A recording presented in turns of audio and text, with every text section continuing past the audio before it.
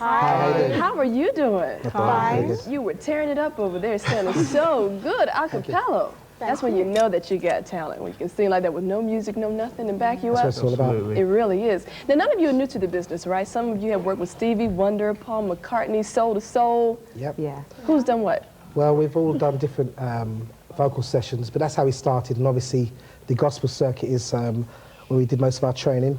And then we were asked by a lot of the artists. Paul McCartney was the first person to actually ask us to do some singing on a film, and it just started from there. I was going to say that when I listened to your CD, I could hear the emotion that is normally attributed to gospel. Did you all start in the church? Is that how you all hooked up? Yeah. We're still in the church now. You know, we still go regularly. When we're not on the road or anything, then we always go to church. So that's still very much a part of our lives. Yeah, is that how you all met? Yeah, we all started singing in different like choirs and groups and that from a very early age. So, you know, it's not really anything new to be singing at the moment for us. You know, it's kind of natural, really. Yeah. You're a multicultural group, too. Your roots are back in the West Indies. Yeah. Now, how do you combine the West Indies with the American flavor, and you live in London? How do you mesh all that together? It's funny, really, because obviously when our parents came over to England in the 50s, the first music type that we heard was reggae music. And but for us, we tended to be more attracted to the American, the Motown, and the early 60s, so we were more attracted to that. But I think as we grew to know a lot more about our own culture, we're now able to try and express ourselves in our own way.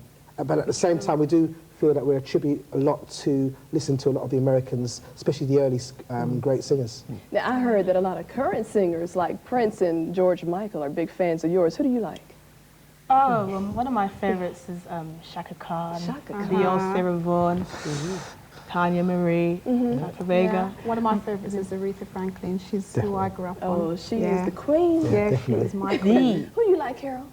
I like Shaka Khan, but I think one of my favourites is definitely Jennifer Holliday. Oh, yeah. Yeah. She has a beautiful voice, too. Definitely. You all sound so good. Now, your album showcases all 5 of you as singers. Is there one designated lead singer among you? Faye is the main lead singer. But when putting the group together, we wanted to have a band that had a situation. We had 5 vocalists, because you tend to just see 4 backing vocals and 1 lead singer.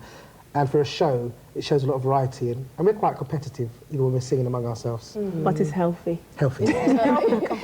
She said. You have a lot of people that work with you on the album, too. I know Moni Love did a rap on one of the songs on Power. Jermaine Dupri did the remix for Falling Down, and that was the lead single.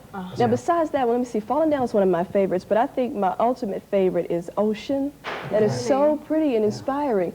And what is it? Oh, God, The Way, The World, what is it? What is, that's right, that's my favorite one, too. It's our current single in England now. Let's talk about those 2, though, because they're very inspirational songs, starting off with Ocean. Okay. Ocean was written by a good friend of ours, Raheem Emmanuel. He actually lives over here, in New York. But that song is very inspiring because it actually is taking you through a long road, basically talking to God, remembering the things what used to happen in your life, and not putting out where you're coming from, basically. And that was a special song because singing it, you had to put yourself back and try to express the real emotions of the song. And what is The World? And What in the World? Song written by a friend of ours, Dr. Roberts of the Blow Monkeys. Quite big in England. In England. It was, when we first heard the track, we were mixing Falling Down at the time, and he came in, really shy character, he's like, I've got this track for you. He played it on his box guitar, and we were really in tune with it, because from a lyrical point of view, it was something that was, very much from our hearts, it was very much in tune with what we were doing. And so once we'd done the demo of it, we decided this is definitely for the album. It's a real folksy kind of song. Tracy Mayfield. Tracy Chapman. Brothers. Something like that. When you stop and think about your music, what do you want your fans to get out of it? What do you want people to say about you? Well, we want them to enjoy it. We want them to have some form of direction, ask questions, and not just actually like preaching at them, but so that they can actually enjoy the Be challenged, basically, by what we sing. Funny, because after some of our shows, when we do a performance in London, you get people coming up to us and saying, man, I really felt something from your song. You really changed my life. And for us, that is more challenging rather than somebody coming up and saying, you got a great voice, you can sing. You know? That's right. So touching people's lives basically and allowing young people to know that there's a choice in life. You don't have to choose this way. You can choose another way. And really reaching also for a wider audience, not just, you know, our own black people, but white, black, Indian, whatever, you know. So. Keep doing what you do. Yeah. You're going to do 2 more songs for us too, right? Which ones are they? Greater Love and Falling Down, which is the current single in America. And we're going to see that video right now. This is New Colors, Falling Down on Video LP.